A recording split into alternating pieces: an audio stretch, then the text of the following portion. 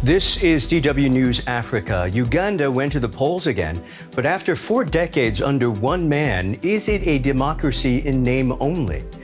International observers have condemned Yoweri Museveni's 7th consecutive presidential campaign for repressing the opposition, inflicting violence at rallies, and imposing media blackouts on the public. In Tanzania, questions still haunt last year's election-related killings. A special DW investigation finds evidence of atrocities and asks who's accountable when the ballot turns bloody. And from moi moi to mammy market, Nigerian expressions cut through the standard-bearer of global English as even the Oxford English Dictionary catches the vibe.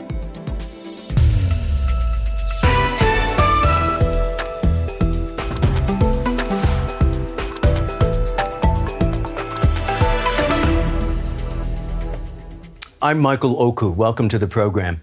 We begin with an emerging pattern in Africa, digital repression around elections. Days before Uganda's presidential vote this week, the government shut down internet nationwide.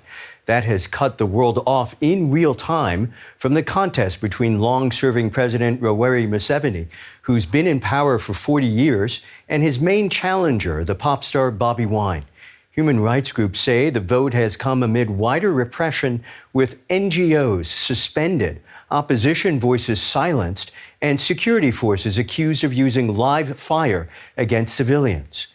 The UN warns that free and fair elections require open access to information. Our correspondent Selo Oneko is in Kampala and sent us this report. Uganda's elections are once again being seen as a contest between young and old. Staunch supporters of 81-year-old President Yoweri Museveni say that despite his age and 40 years in power, he deserves another 7th term in office. We see President Yoweri Museveni is the one who has the potential to lead this country because he's the one who has a vision for this country, and we support him. Museveni came to power criticizing African leaders who refused to step down. Now, in a country where the average age is 17, many young Ugandan voters want change. Dressed in bulletproofs for his own safety at his rallies, former musician Robert Chagulani, also known as Bobi Wine, is Museveni's main challenger. His main support base, Uganda's young urban voters. The elections have been marked by widespread repression and intimidation against the opposition, says the United Nations Human Rights Office. Bobi Wine's rallies have been tear-gassed and his supporters beaten and arrested. Dozens of our comrades are missing now. They've been picked up from their houses and we don't know where they've been taken.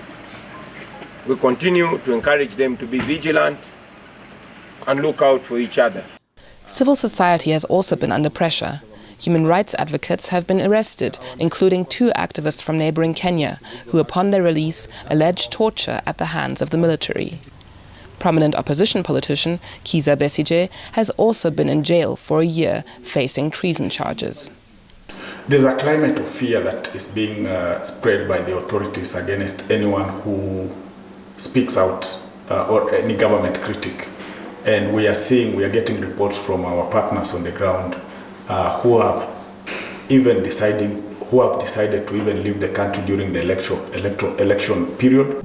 Museveni is widely expected to win. He and his inner circle control nearly all aspects of the state. Analysts are concerned about the possible repercussions after the elections. I'm worried about the future of this country in the sense that we have an old president. He's 82 years of age. We are told he's 82. In fact, for me, I don't even wish him sudden death, right? I'm praying for his long life. Because at present, he's the only institution holding Uganda together. There's so many hungry hyenas inside State House, on these streets, who are waiting for that moment that he collapses. Most young Ugandans have only known one president in their lifetime, and President Museveni has both the state machinery and the security forces behind him. He also has a lot of support in rural areas. So while there may be fierce fighting at the ballot box, we'll have to wait and see what this means for Uganda's political future. For more on this election, I'd like to welcome Abdullahi Buru Halaka, researcher and senior advocate for East and Southern Africa at Refugees International. He's an African policy expert with over a decade of experience in security, conflict, and human rights. Abdullahi, reports suggest it's been a repressive campaign, restrictions on rallies and on media coverage, hundreds of opposition supporters arrested. From your vantage point, does the climate leading up to Election Day irreparably compromise the credibility of the vote? Precisely. And again, it's nothing new for Ugandans, and particularly now increasingly in that part of the world. In Tanzania, just that had an election a few months ago, we saw what really happened. For Uganda, really, the critical thing here is this is Museveni on his 7th term where he has won, and always the elections are preceded by violence, and even after the election, we see violence. As you just mentioned, we're now looking at a 7th term for Museveni at the age of 81 with no clear successor. What happens after Museveni? I think it's one of those questions that hangs in the air every single time Ugandans go to the polls. And, a country ideally shouldn't be held hostage by the whims of one individual. That's why you have institutions where you have term limits and age limits, all the things that he's removed from the constitution to allow for him to run. I think it is, again, very, very challenging because Museveni is hell-bent in staying in power. Not just that, or probably even determining who is coming after him. But we've got to be very careful. Uganda, since independence, has not had a single peaceful transfer of power. So any attempt by Museveni could potentially lead Uganda to what it was before 1986. So paint a clear picture for us. How would you describe the political climate in Uganda today? I think the political climate in Uganda is very suffocating for anybody who has any contrary idea to what Museveni sees. You can do whatever you want to do as long as you do not challenge the authority of Museveni and people around him. So to the extent that this has become an incredibly personalized, if not repressive state, it doesn't bode well for a country where the president in September will turn 82 and 73% of that country's population were not born when he was the president. It has one of the youngest population of a median age of 17. While Museveni is always looking back saying, we want to preserve what we've earned, for many that sounds like history when majority of them are interested in their future. How about East Africa as a whole? We just spoke about Uganda, of course. In Kenya and Tanzania, we've seen elections marked by violent crackdowns on protesters. Then there's Rwanda and Burundi and their long-term authoritarian regimes. Are human rights and the civil space in general under a clear threat? Indeed. I think there is no doubt about that. I think what we are seeing is just not around election, but election is a very good thermostat for that. I think the language of human rights, the language of good governance, the language of separation of powers between various arms of government and civil rights, freedom of movement, right to protest and all that is under tremendous threat. I think the three East African countries, Kenya, Uganda, and Tanzania, whereas they do fairly well than others, that is partly because the standard is so low and it is a tyranny of low expectations that we are dealing with, and it doesn't bode well moving forward. A tyranny of low expectations. You're writing a dire narrative. Are we at the point in Africa where the norm is this? An election happens on time as promised, but a real transfer of power, genuine choice by citizens, is the exception rather than the rule? Absolutely. Elections by design, the processes that leads to an elections are very clear, but the outcome shouldn't be clear because that can only be determined at the end of that process. But what we have right now is an outcome that is almost pre-cooked. We know that that is what is going on in many of these countries.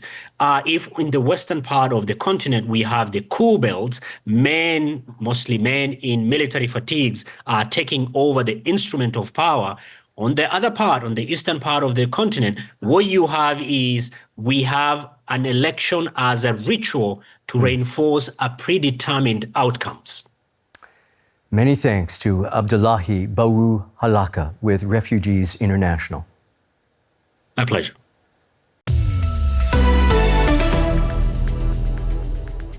To Tanzania now, and a follow-up to the deadly crackdown that happened after last year's elections. UN experts estimate at least 700 people were killed after protests erupted over alleged political repression around the vote. President Samia Suluhu Hassan insists security forces acted to stop looters and a coup attempt, but a special DW investigation tells a different story.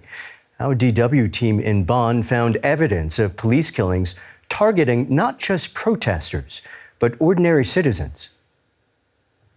And on the line now from Bonn is my colleague Michael Oti, who was part of that investigative team. Michael, welcome. Tell us how this investigation came about. Thanks for having me. We were originally scheduled to be in Tanzania to cover the elections in October. But strangely, only days before the elections happened, our accreditation was revoked. And then it came also the internet shutdown. Now, based on our experience, we noticed that over the last couple of years, there have been several incidents where the internet has been shut down during elections in several African countries. And that raised alarm bells for us. Then our sources began to tell us about the heavy-handedness of Tanzanian security. They also sent us some information about what was happening on the ground, and then we began to follow the trail of evidence. Now, what we have shown in this documentary is only a snippet of what we're able to gather in only small sections of the country. The violence and heavy-handedness of security forces was across the country. And we had to ensure that we were able to corroborate the accounts by other witnesses and other sources as well. And so this investigation is the collaborative work of several departments here within DW to ensure that the story that we are telling is accurate. Michael, stay with us as we bring viewers into your investigation. First, I should say, for security reasons, we've hidden the identities of the victims and their relatives, who you'll hear from in a moment. A warning, this story contains descriptions and images of violence. We begin in Mwanza, in the north of the country.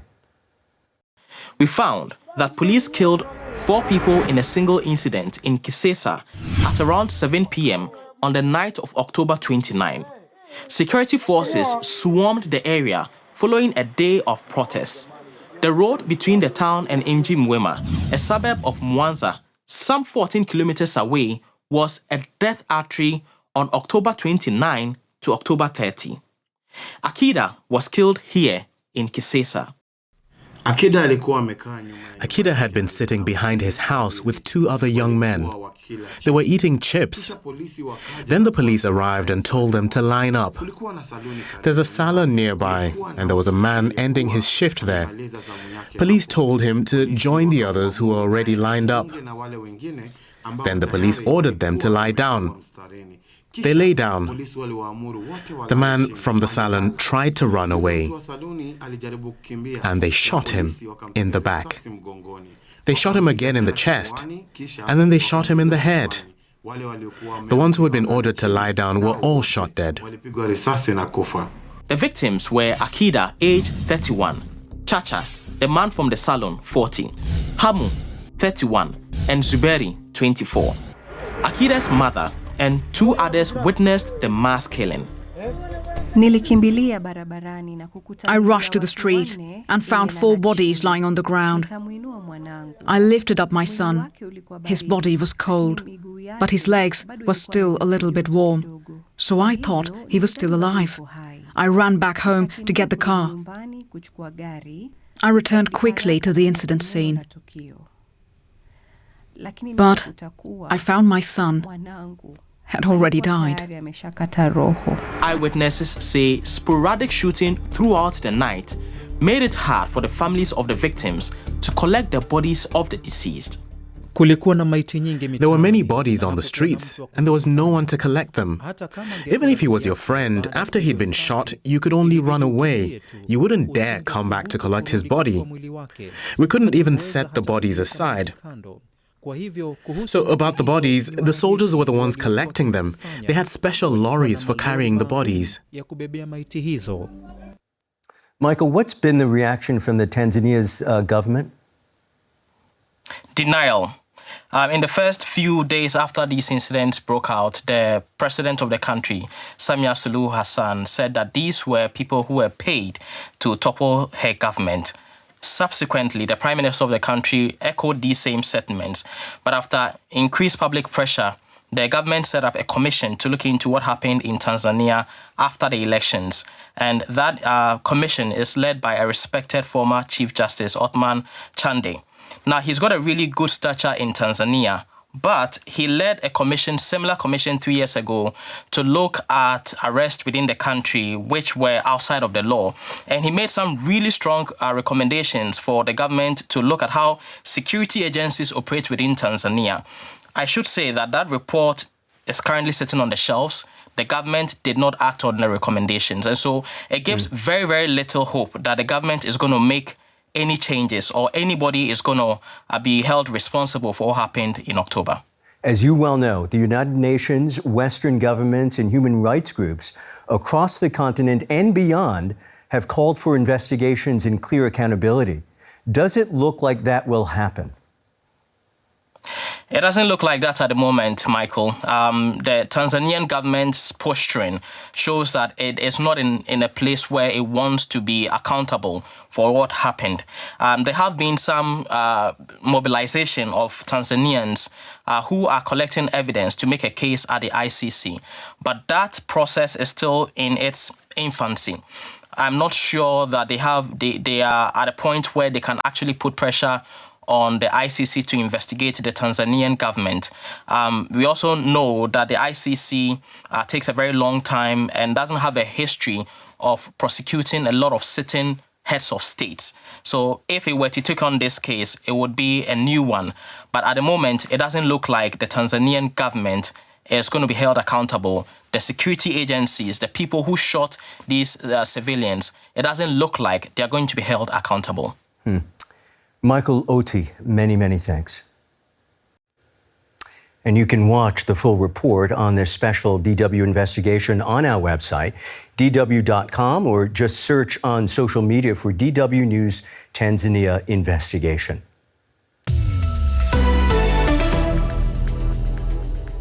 Now, what's in a word? Well, the Oxford English Dictionary's latest update has gone global again, and this time West Africa got some shine. Nigeria, in particular, is represented by a whole range of words, including very useful ones like abeg, meaning please, or often used as an expression of disbelief. Then there is amala, a traditional dish made from yam or cassava flour, and of course, nyash, the word for a person's backside. We thought we'd explore this a little bit more with someone for whom words are their stock in trade, whether they're words you'd hear along the Thames or deep in a Lagos street market. Wana Udabang is a storyteller, a writer, poet, and spoken word performer, and joins us now. Wana, we're talking about some 22 very specifically Nigerian words. As a Nigerian writer and poet, what do you make of these words being, enshrined in the hallowed binders of the Oxford English Dictionary? I think it's interesting. Because I'm somebody who works with words. I think that our language is constantly evolving, right? There are a lot of words that are in the dictionary, and we're always looking for the etymology. Sometimes it's Latin, sometimes it's Greek. So why not Nigerian words, I think, in my opinion. And for me as a writer, I think about it and I'm like, this also means that as our work continues to travel far and wide, as we continue to connect globally, it also means that we're translating ourselves much less as well. And I think it's fostering connection too. Some might say this is cultural validation by the West. Others might say it's a long overdue recognition of our linguistic innovation and our reach, which you just referred to. Where do you weigh in specifically? Ooh, I don't think I'm interested in validation of the West. I'm just interested in connection with people across the world. We're in a global society. We're having conversations in so many different places and different ways. The internet is connecting us together. And I think for me, it's really about connection. It's also about updating language, right? We all kind of, many of us possess this dual identity as colonized peoples. So I think it also kind of speaks to a certain part of our identity that has been erased before. And a kind of resurgence and reclamation, and how are we using that to connect and to also shift language and shift meaning. Also creating more context for how we connect with people. When we think about certain words, they're embedded and coded with expression, with culture, with certain kinds of histories. And I think that allows other people to understand us even in more interesting ways, or understand our complexities and our nuances. So, I mean, why not have the words to help each other and to connect with each other? Juana, you mentioned colonized people. I was born in Nigeria, proud Nigerian family, but I've lived most of my life in the West speaking English, and I'm often aware the language I've used to navigate the world is one of the most lasting vestiges of British colonialism. And I wonder if you've had similar thoughts along those lines. Absolutely. As I said, we're colonized peoples, which means that we also carry dual identities, because when many of us are not speaking the language of our ancestors, we're not speaking the language of our indigenous cultures as well. So, it's a complex existence to live in. Many of us are also translating in one language to another. But I think there's also something to be said about the fact that for us, even English as a language takes on different forms, right? So whether it's Creole in some cultures or Patois in other cultures, even as a Nigerian English is very, very different. It becomes a dialect in itself as well. And I think, so it also speaks to the evolution of language. It also speaks to how, to the structures of colonialism and resistance, and how language is used, that is a form of resistance, how we speak as well. So whether that's incorporating elements of our languages into that, or just kind of overtaking and turning English upside its head as well. As you speak, I have all these thoughts, including the fact that, again, you emphasize the fact that it's complex. And I think about the fact that the inclusion of these Nigerian words in the dictionary shows us language is dynamic. It bends, changes a little. And people with your heritage, my heritage, contribute to that change. But as the words become more widespread, can they lose a little bit of their soul? And how do we preserve that? Ooh, I think that's a very interesting question, the idea of language losing its soul. I think that the language will continue to evolve. There's so many, an example of one of those I think I saw in the new words that were added was the idea was abeg or biko. And, understanding it in this very nuanced way, as it's not just please, but it's also an exasperated feeling. It kind of has so many different feelings. I think culture is dynamic, language is dynamic, and it will continue to evolve. It will continue to be embedded with newer meanings, take on different forms as well. So that is we can't live in a world that's static, right? The world is always going to evolve. Language is always going to evolve. I think the question is how do we, connect with that language? How do we use it? How do we use it to educate? How do we also use it to reclaim and to restore as well? There are people, as you said, you grew up in Nigeria, you were born in Nigeria, but, you grew up in a different country. And there are people who do not even understand the context of where their ancestry is from. And I think this is also something to not just educate, but for them to feel a connection and to claim back as well. I'm trying to stay professional here because I'm nodding my head in violent agreement with virtually everything you're saying. What are some words or expressions you think really reflect Nigeria today that deserve to be in future OED updates? Oh dear. Oh, I can't. I'm trying to think. I feel like there's so many. I'm putting you on the spot, Wana. This is really putting me on the spot. You know, I think Nigerian language, Nigerian English, I like to say Nigerian English is so dynamic and so poetic because I'm a poet as well, that I don't even think it's words. I think it's really even phrases. You know, there's phrases I quite like when, you know, for instance, when somebody says my chest cuts or something, which kind of shows fear. You know, I think it's more phrases, but I'm sure there are lots of words that are just not coming to me right now. You know, you've done well enough. I think even as a Nigerian, I'm constantly translating even from Nigerian English to another English to speak to people in different modes and different spaces. So it's very interesting. I think it's a welcome development, personally. I put you on the spot, but you passed the test valiantly. Wana Udabang, many, many thanks to you. Thank you. Thank you so much. That's our show. Bye for now.